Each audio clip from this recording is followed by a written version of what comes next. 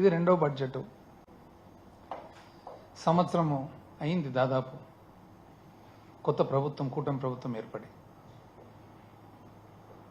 అస్తమానము నెగిటివ్గా ఎందుకు అని ప్రజలు మీకు తీర్పిచ్చినారు.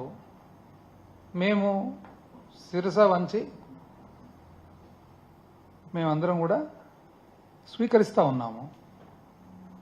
మరి మీరు పాజిటివ్ నోట్లో పోకుండా అస్తమానము నెగిటివ్ నోట్ ఎందుకు అని, అదేదో మనం పూజ మొదలుపెట్టినప్పుడు ఓం భూర్భత్సు అని ఎట్లయితే శ్లోకం మొదలు పెడతామో గత ప్రభుత్వం. ఎందుకంటే ఇంకెందుకు గత ప్రభుత్వం అయిపోయింది, ఇంకా మీరు ఉండారు 1 year అయింది. ఈరోజు లెక్క పెడితే గత ప్రభుత్వం అని 25 సార్లు ప్రసంగంలో 25 సార్లు గత ప్రభుత్వము, మరి విధ్వంసము, అరాచకము ఇటువంటివన్నీ కలిసి ఒక 10 సార్లు, అంటే 35 సార్లు. ఎందుకండి? మీకు లక్షణంగా ప్రజలు తీర్పు ఇచ్చినారు. పాజిటివ్ నోట్లో మీరు ఏ విధంగా పరిపాలన చేస్తామని చెప్పి మీరు హామీ ఇచ్చినారో, మీ వాగ్దానాలు ఏవైతే ఉన్నాయో ఆ వాగ్దానాల మేరకు మీరు హ్యాపీగా పరిపాలన చేసుకుంటూ అబ్సల్యూట్ మెజారిటీ ఉంది కదా.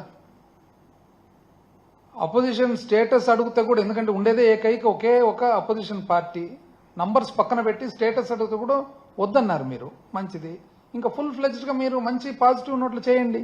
ఎప్పుడు గత ప్రభుత్వం, ప్రతి పారాకు గత ప్రభుత్వం. ఎందుకండి నెగిటివ్ నోటు?